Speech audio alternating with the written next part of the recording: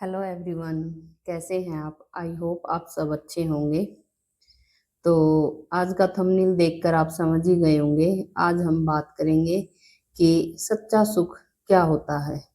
जी हाँ दोस्तों, हमारे जीवन का सच्चा सुख होता क्या है, जिसकी तलाश में हम शायद पूरी जिंदगी इधर से उधर भटकते रहते हैं। तो चलिए इसी से रिलेटेड पहले आज आपके साथ एक छोटी सी स्टोरी शेयर करती हूँ। उसके बाद आप अच्छे से रिलेट कर पाएंगे।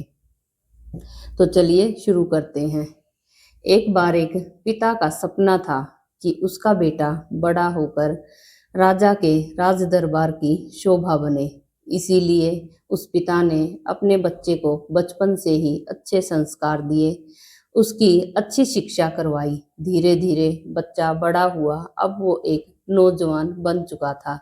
अब लगभग उसकी शिक्षा पूरी हो चुकी थी। अब पिता को लगा कि शायद वो समय आ गया है कि जब मेरा बेटा राज दरबार की शोभा बन सकता है। अब पिता अपने पुत्र को लेकर राजा के दरबार में पहुंचता है।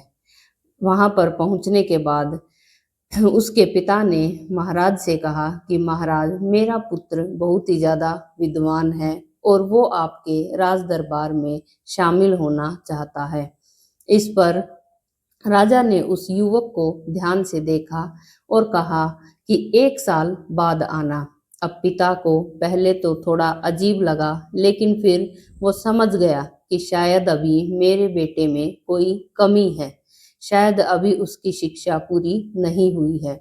इसीलिए पिता और पुत्र दोनों ही राज दरबार से वापस घर आ गए। घर आने के बाद पिता ने फिर से उसकी अच्छी शिक्षा प्रारंभ कर दी। उसे वेदों का, ग्रंथों का धार्मिक ज्ञान करवाया गया।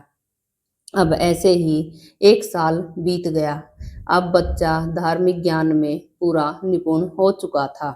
अब पिता को लगा कि 1 साल भी बीत गया है, अब शायद मेरा पुत्र पूरी तरह से तैयार है कि वो राजा के राज दरबार की शोभा बने। दोनों पिता पुत्र फिर से राज दरबार में हाजिर हो गए और राजा से कहा कि महाराज, अब मेरा पुत्र पूरी तरह से तैयार है। अब की बार राजा ने उस युवक से ही पूछा कि तुम राज दरबार में क्यों आना चाहते हो। तब युवक ने कहा कि महाराज, आपके राज दरबार में बहुत से विद्वान हैं, लेकिन उन सब में धार्मिक ज्ञान सबसे ज्यादा मेरे पास है। इसीलिए मैं आपके राज दरबार की शोभा बनना चाहता हूँ। इस पर राजा थोड़ा मुस्कुराया और उस युवक से बोला कि अगर तुम मेरे राज दरबार में आना चाहते हो तो उससे पहले 1 साल किसी बड़े संत या महात्मा के पास बिता कर आओ। अब पिता और पुत्र फिर से राज दरबार से वापस लौट आए। पिता ने एक महात्मा जी से बात की जिनका बड़ा ही नाम था, और अपने बेटे को उनके आश्रम में 1 साल के लिए छोड़ दिया। अब वो युवक वहीं आश्रम में रहता और वहीं पर अपनी पूरी दिनचर्या करता। अब उस आश्रम में एक गहन शांति थी। वहां पर रहकर उसने धीरे धीरे ज्ञान प्राप्त किया। लेकिन कुछ दिनों बाद धीरे धीरे उसके मन में एक बदलाव आने लगा। बदलाव क्या था? बदलाव ये था कि अब उसकी इच्छाएं धीरे धीरे खत्म हो रही थी। अब उसे कोई पद का लालच नहीं था। अब उसे उस शांति में, उस ज्ञान में और उस आश्रम में मजा आने लगा था। अब वो उसी जिंदगी से अपनी से खुश था। ऐसे करते करते उस 1 साल बीत गया और उसने वहां पर रहकर अच्छा ज्ञान प्राप्त किया और वो वहीं आश्रम में रहता था। 1 साल पूरा होने पर युवक के पिताजी उसको लेने के लिए आए कि चलो पुत्र, 1 साल हो चुका है, अब राजा तुम्हें अपने राज दरबार में जरूर रखेंगे। तो पुत्र ने हाथ जोड़कर कहा, पिताजी, अब मुझे किसी पद का कोई लालच नहीं है। अब मुझे राजा के राज दरबार नहीं जाना है। मैं यहीं पर खुश हूँ और अब मुझे यहीं पर रहना है। यह सुनकर पिताजी थोड़े दुखी तो हुए, लेकिन उन्हें समझ में आ गया कि अब उसका पुत्र वाकई में एक विद्वान बन चुका है। पिताजी वापस आ गए। अब 1 साल पूरा हो चुका था, तो उधर राजा भी इनका इंतजार कर रहा था। जब पिता और पुत्र दोनों नहीं आए, तो राजा स्वयं ही आश्रम पहुंच गया। आश्रम आने के बाद राजा ने संत महात्मा से पूछा कि महात्मा जी, क्या ये युवक अब राज दरबार में आने के लिए तैयार है? तो तब महात्मा जी ने मुस्कुरा कर कहा कि महाराज, आज ये बिल्कुल पूरी तरह से तैयार है, क्योंकि आज इसमें किसी पद का लालच नहीं है, आज इसकी कोई इच्छा नहीं है, आज ये पूरी तरह से एक विद्वान बन चुका है। अब राजा ने उस लड़के से कहा कि चलो, अब तुम मेरे राज दरबार में आ सकते हो। लेकिन अब व्यक्ति ने सिर झुकाकर हाथ जोड़कर राजा से कहा, नहीं महाराज, अब मुझे ना किसी दरबार में आना है, ना मुझे कोई पद चाहिए।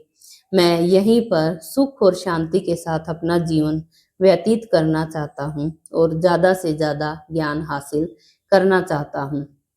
तो दोस्तों, हकीकत यही है कि जिस सुख को, जिस शांति को हम बाहर ढूंढते हैं, हम सोचते हैं वो नौकरी मिल जाएगी, वो पद मिल जाएगा तो हम खुश होंगे, या वो चीज हमें जीवन में मिल जाएगी तब हम खुश होंगे। ऐसा कुछ होता नहीं। वो खुशी क्षणिक होती है, कुछ समय के लिए रहती है, लेकिन फिर से वही भाग दौड़ हमारे मन में, हमारे जीवन में शुरू हो जाती है। एक पद हासिल कर लिया तो उससे ऊपर वाले पद के लिए हम दौड़ में शामिल हो जाते हैं। लेकिन अगर जिंदगी में सुख चाहिए, ठहराव चाहिए, तो हमें इस दौड़ में शामिल नहीं होना चाहिए। हमें अपने जीवन में एक ठहराव रखना चाहिए, क्योंकि जिंदगी की हर दौड़ को जीतना संभव नहीं होता, और जिंदगी की हर दौड़ में शामिल होना भी जरूरी नहीं होता। कुछ जगह हमें स्वयं से ही पीछे हट जाना चाहिए, क्योंकि इतनी भाग दौड़ किस काम की जब हमारे मन को ही शांति ना हो। इसीलिए अगर मन की शांति चाहिए तो हमें अपने अंदर के ज्ञान को और अपने अंदर की इच्छाओं को खत्म करना होगा और ज्ञान को ज्यादा से ज्यादा बढ़ाना होगा। जैसे ही हमारी इच्छाएं खत्म होती है, उतना ही सरल हमारा जीवन हो जाता है, क्योंकि जितनी ज्यादा इच्छाएं होंगी उतना ही ज्यादा हमें काम करना पड़ता है। उनको पाने के लिए हमें ज्यादा से ज्यादा मेहनत, और ये लगा लो कि पूरा जीवन ही उन इच्छाओं के पीछे पूरा करते करते हम लगा देते हैं। जबकि नाम जप और जो हमें ज्ञान मिलना चाहिए उससे कहीं हम दूर हो जाते हैं। हम सिर्फ इच्छाओं की पूर्ति के लिए ही अपना जीवन जीने लगते हैं, जबकि ऐसा नहीं होना चाहिए। इच्छाओं पर धीरे धीरे कंट्रोल करो, कम करो, तो हमारा जीवन बड़ा ही सुखमय और सरल हो जाता है। और जितनी इच्छाएं कम, उतनी ही शांति ज्यादा। तो आई होप आज की ये स्टोरी और लाइफ की एक बड़ी सी सीख आपको पसंद आई होगी। अगर आपको मेरी स्टोरीज पसंद आती हैं तो मेरी वीडियो को लाइक अवश्य करें और मेरे चैनल को सब्सक्राइब करें। तो मिलते हैं एक नई वीडियो और एक नई सीख के साथ। तो तब तक के लिए राधे राधे।